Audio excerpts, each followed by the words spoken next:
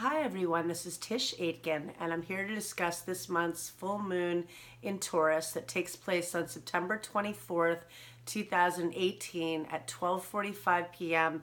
Eastern Daylight Time. I think this is a really important full moon for a few reasons. First of all, this is the second moon this month. We started the month with a new moon in Libra, which is an air sign ruled by the planet Venus, and a new moon is a time for setting new intentions, but that was only a few days after Venus initially stationed retrograde at 10 degrees and 50 minutes of Scorpio, and Venus retrograded on October 5th. Now we're moving ahead and we've got the full moon in Taurus, which is an earth sign also ruled by Venus.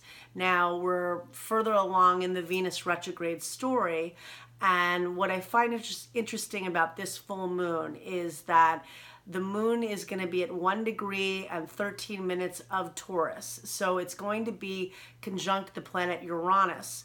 Now, Uranus initially entered Taurus on the new moon in Taurus, which took place on May 15th of this year. And Uranus is going to be in Taurus on and off until 2026. With Uranus in the sign of Taurus, Taurus is an earth sign. It's a fixed earth sign. It's very much about natural resources. It's how we grow things.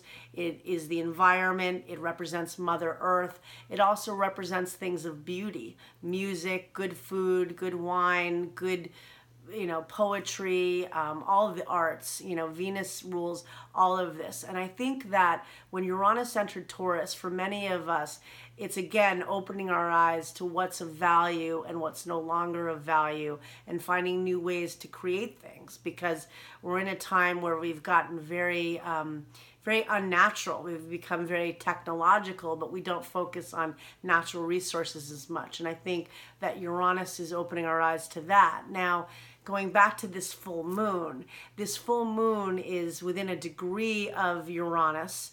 Uranus is now going to be at 0 degrees of Taurus, and it's re-entering Aries from November 7th until March 7th. So it's going to be at the last 2 degrees of Aries, finishing up that story, which was really about becoming much more entrepreneurial for people, becoming much more independent, but the focus was so much on self. And I think and also on expedient growth, things happen very quickly. Now with Uranus and Taurus, which really we're going to be dealing with on and off, to 2026, is that we're meant to slow down more and appreciate what's of value and construct new things that are of value. And this retrograde, Venus is the most elevated planet in this full moon chart. And Capricorn is the ascendant, therefore Saturn rules the chart, and Saturn is only a few degrees away from the ascendant. And I think that Saturn is saying, Saturn's the cosmic taskmaster. It says, what's of value? What are you doing? What is keeping you from what you want? And are you doing the lessons? Are you heeding the lessons you're meant to learn? With the full moon in Taurus, there's so much fixed energy. We've got Venus in Scorpio, retrograde. So again, bringing up things that aren't working in our lives. We're all reevaluating if relationships, if habits, if people are giving us what we want, if they're fulfilling us. Venus is in its detriment in Scorpio, so it's a painful place, and somebody described it to the goddess of love traveling in the valley of death and darkness. And I think there's a lot of truth to that, but in a sense it's also important because it's not always about what's fun or what gives us immediate joy. It's more about finding what is important, and it's not always instant fixes. And I think Uranus and Taurus is going to emphasize that for us in many ways in the next several years, that you need to slow down, you need to be more in the moment, and you need to refigure things. And with all of these planets in fixed signs, Venus is in Scorpio, retrograde. It's about to re-enter the sign of Libra, which is the sign it rules as of November 1st. So it will be going back into Libra, and the second half of Venus retrograde, it'll be in its home sign. And that's more about finding equanimity and finding balance in our relationships. But in Scorpio, it's about about facing shadow sides about ourselves in relationships, whether it's jealousy, whether it's possessiveness, whether it's about feeling unvalued and unloved. And I think it's about figuring out, with Uranus opposing Venus, Uranus conjunct the moon, you're not getting your needs met anymore. You're not in this way. There's something that needs to stir us all up to figure out how do we achieve that. And it can be achieved, but it's about letting go. And you're talking about the most stubborn signs. Fixed signs are stubborn by definition. You've got the moon in Taurus, you've got Uranus in Taurus opposing Venus in Scorpio and the sun in Scorpio. Venus doesn't like being in Scorpio. You've got Mercury in Scorpio, which is very much about facing the dark side of life and not shying away from sad and dark subjects. And you've got Jupiter in Scorpio, which is expanding this whole story.